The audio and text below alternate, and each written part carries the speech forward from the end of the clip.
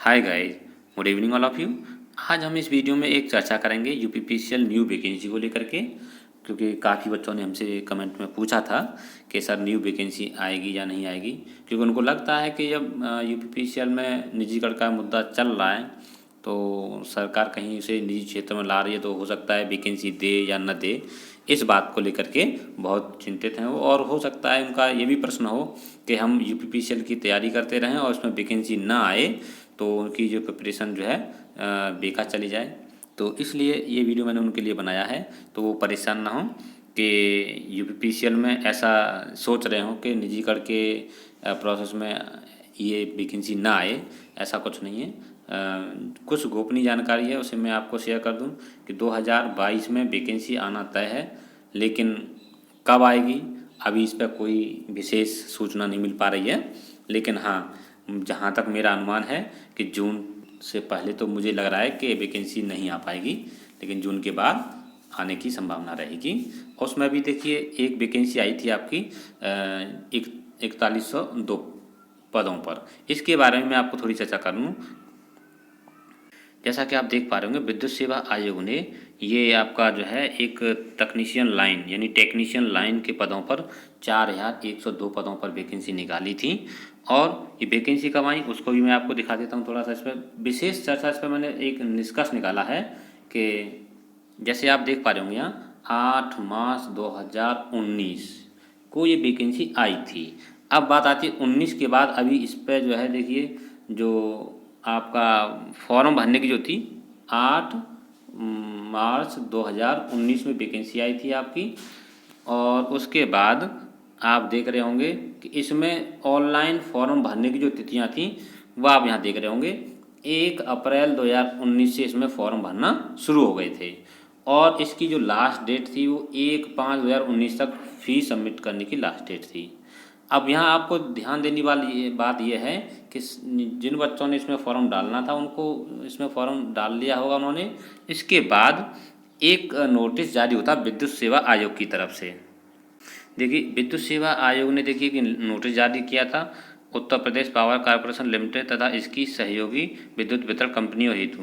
तो क्या नोटिस था कि 8 मार्च 2019 को जो वैकेंसी निकाली थी इन्होंने, और उसमें वैकेंसी का डिटेल भी दिया उन्होंने कि किस पद पर कितनी वैकेंसी और जो है किस श्रेणी में है, वो पूरा उन्होंने डिटेल्स दिया था। और उन्होंने जो है ये कहा कि ये भर्ती तत्काल प्रभाव से निरस्त किया जाता है। तो देखिए एक ये निरस्त होने का मतलब है कि ये वैकेंसी द्वारा से आएगी नहीं आएगी, इस बात पर काफ़ी बच्चों का जो इस पर प्रश्न बन रहा था कि ये वैकेंसी आएगी या नहीं आएगी, है ना, क्योंकि इसमें बच्चों की फीस भी जमा हो चुकी थी। और आप देख रहे होंगे ये 1 जुलाई 2019 को उन्होंने जो है नोटिस डाला था। अब 1 जुलाई को निरस्त हुई है, उससे पहले इसके फॉर्म भरना, फीस जमा करना, सारी प्रोसेस पूरी हो गई थी। उसके बाद इस भर्ती को निरस्त किया गया है। तो देखिए जो बच्चे उन्होंने फॉर्म भरा, फीस जमा की और उसकी प्रिपरेशन में भी लग गए, ये सारी चीज़ें देखने को मिली, उसके बाद ये भर्ती निरस्त हो गई। तो इस पर भी आपको मैं एक बता दूं कि जो जानकारी मिल पाई है अभी तक कि इस पर भी कोई निर्णय नहीं लिया गया है कि ये भर्ती अभी कब आएगी। लेकिन हाँ, उम्मीद तो है कि जब फीस जमा हुई है बच्चों की तो भर्ती आना सुनिश्चित है इसकी। और एक राय और है मेरी आपके लिए कि मैं अपनी तरफ से एक ही राय दूंगा आपको कि आप जो है जो इंतज़ार कर रहे हैं वैकेंसी का कि वैकेंसी आ जाए, तो देखो वैकेंसी तो आना सुनिश्चित है। आप इस बात में न सोचिए कि वैकेंसी नहीं आएगी। वैकेंसी आना सुनिश्चित है, लेकिन हो सकता है उसमें थोड़ा समय लग जाए। तो आप उसके लिए देखिए अपनी तैयारी जो कर रहे हैं उसमें ब्रेक ना लगाएं, उसे जो तैयारी को कंटिन्यू रखें। और देखिए जो बच्चे फॉर्म डाले थे 4102 वैकेंसी में, उसका जो सिलेबस वही होता है जो सिलेबस आपका टेक्नीशियन विद्युत का है ना। तो आपका सिलेबस और पैटर्न एग्ज़ाम पैटर्न जो भी सब सेम है उसमें, तो आप उसी हिसाब से अपनी तैयारी करते रहिए। देखिए इसमें सिलेबस भी उन्होंने दे रखा है कि सामान्य अध्ययन एवं तार्किक ज्ञान, इसमें जो है 20 प्रश्न आपके आएंगे और प्रत्येक प्रश्न 1 अंक का होगा। तो इसी प्रकार से आप यहाँ देख रहे हैं सामान्य हिंदी, जो कि आपकी 10th क्लास लेवल की होगी, जिसमें आपका व्याकरण से संबंधित आपके प्रश्न दिए जाएंगे, संधि समास रस छंद अलंकार जो भी होते हैं और शुद्ध अशुद्ध जो भी हों। इसके अलावा 15 प्रश्न हिंदी के हो गए। उसके बाद सामान्य अंग्रेजी के भी 15 प्रश्न आएंगे और ये भी प्रत्येक प्रश्न 1 अंक का होगा। और फिर आपका जो मेन टॉपिक जो होता है जिससे आपका सिलेक्शन होता है, क्योंकि ये 50 अंक है, इसमें तो आपको एक तरह से मान लीजिए एक स्कोर थोड़ा बढ़ जाता है, इससे अच्छा रहता है। लेकिन आपका अगर मान लीजिए जो टेक्निकल नॉलेज है वो आपका अगर वीक है तो आप इसमें सिलेक्शन नहीं ले पाएंगे, बहुत ही टिपिकल पड़ता है। लेकिन मेरा मानना यह है कि आप अपने इस टॉपिक को अच्छे से क्लियर कर लें, क्योंकि इसमें से आपको 150 प्रश्न मिलेंगे। यदि आपने इस पर थोड़ी बहुत जानकारी कर ली है, थोड़ा बहुत ज्ञान है आपको, इसमें से कुछ प्रश्न कर लेंगे तो अच्छी बात है। लेकिन 150 प्रश्न जो दिए गए हैं, अगर ये आपके अच्छे हो जाएंगे, अगर मान लीजिए एक बार कोई आप इन्हें नहीं भी करते हैं तो 150 में से मान लीजिए अब यहाँ पर आप 120 परसेंट से भी ऊपर ले आते हैं तो उसमें भी आपके लिए बहुत बड़ी उम्मीद रहती है कि हाँ आप इसमें सिलेक्शन पा सकते हैं। क्योंकि नॉर्मलाइजेशन होता है इसमें शिफ्ट के अनुसार, उसके आधार पे आपको कुछ नंबर और मिल जाते हैं और वो कट ऑफ कितनी आती है वो डिपेंड करती है कि आपके क्वेश्चन पेपर कितना हार्ड आया है और नंबर ऑफ स्टूडेंट या नंबर ऑफ कैंडिडेट कितने हैं वैकेंसी में, ये सारी चीज़ें उस पर डिपेंड करती हैं। और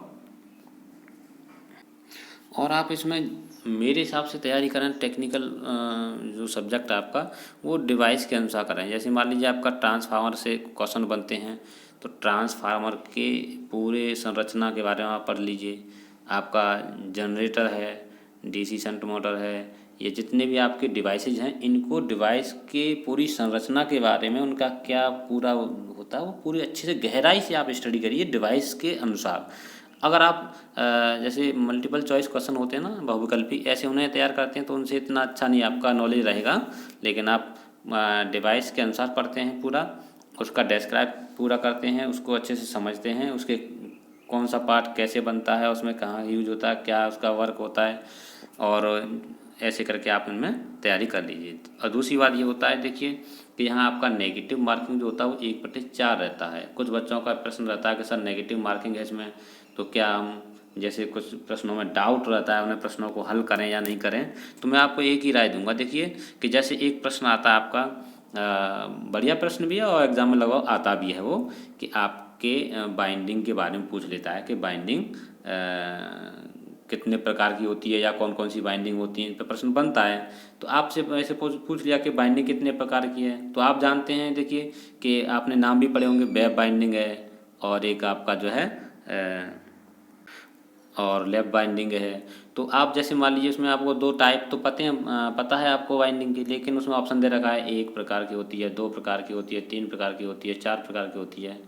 तो आपको इतना कंफर्म एक तो नहीं होगा, सिंपली आप इसे हटा देंगे, हो सकता है 4 भी ना हो, आप कन्फ्यूजन में रहते हैं, केवल 2 ऑप्शनों पर या 3 ऑप्शनों पर कन्फ्यूजन रहती है। तो ऐसे प्रश्नों को आप छोड़ें नहीं, उसमें आप अपना ऑप्शन अपने हिसाब से चूज करके टिक जरूर कर दीजिए। क्योंकि आप एक जो संभावना रहती है प्रश्न के सही होने की 1/4 में, मैं आपको बता दूं, जैसे मान लीजिए खुद ही आप बताइए कि आपको 5 प्रश्न दे दिए जाएं और लगातार 5 प्रश्नों में आप अगर तुक्का भी लगाएंगे ऐसे करके कि इसमें ये सही है, इसमें ये सही है, इसमें ये सही है, तो 5 में से 1 प्रश्न के सही होने की संभावना तो बहुत ज़्यादा रहती है। अगर आपका 5 में से 1 सही हो भी जाता है तो आपका रिजल्ट उसमें नेगेटिव नहीं जाएगा, क्योंकि 4 क्वेश्चन आप गलत कर देते हैं तब 5वां क्वेश्चन गलत होता है, नहीं 4 क्वेश्चन गलत कर देते हैं 5वां सही हो जाता है, तो आपका यहाँ रिजल्ट 0 हो जाएगा, है ना। लेकिन कहीं आप मान लीजिए कि सस्पेंस में है क्वेश्चन में, सस्पेंस वाले क्वेश्चन में क्या होता है 50% से ज़्यादा उम्मीद रहती है आपकी सही होने की। तो अगर मान लीजिए 5 में से 2 या 3 प्रश्न भी सही हो गए तो आपको वहाँ लाभ मिल जाएगा। तो आप यहाँ इतना बड़ा नेगेटिव नहीं है, जैसे 1/3 नेगेटिव होता है तो वहाँ आपको जो होता है सस्पेंस वाले प्रश्नों को नहीं करना चाहिए, क्योंकि वहाँ नेगेटिव ज़्यादा माना गया है। 1/4 नेगेटिव है तो वो इतना ज़्यादा नहीं है। यहाँ पे आप जो है प्रश्नों को जो सस्पेंस में उनको अवश्य करिए, थोड़ा दिमाग लगा लीजिए कि आपका कौन सा उत्तर सटीक बैठ सकता है, उस पर आप टिक करिए। तो आप बस इस बात में आश्वस्त हो जाइए कि आपको जो है 2022 में वैकेंसी अवश्य मिलेगी। ये ना सोचिए कि निजीकरण की तरफ विभाग जा रहा है तो आपकी वैकेंसी नहीं आएगी, उस पर प्रोसेस चल रहा है। देखिए विभाग के पास गोपनीय कुछ बातें होती हैं, वो आप तक आना बहुत ही टिपिकल पड़ेगा, चाहे वो कोई किसी भी चैनल से आपको जानकारी लेनी हो तो कहीं से भी देखिए, आपको जो गोपनीय बातें हैं वो कहीं नहीं मिलेंगी आपको। और गोपनीय बातें अगर आउट होने लगीं तो सारी जो है ये जो गोपनीयता है वो भंग हो जाएगी।